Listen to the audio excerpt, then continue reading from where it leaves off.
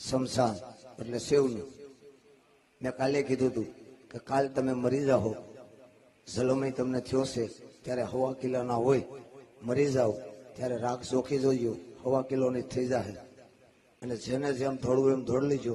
આ જમી કોઈની થઈ નથી અને થવાની નથી, ફકીર અને સંતોની થઈ છે.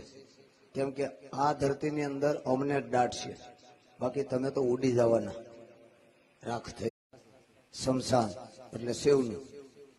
મેં કાલે કીધું હતું કે કાલ તમે મરી જાઓ, જલમય તમને થયો છે ત્યારે 1.5 કિલોના હોય, મરી જાઓ ત્યારે રાખ ચોખી જોઈજો, 1.5 કિલોની થઈ જાય. અને જેને જેમ થોડું એમ ધોડ લીજો.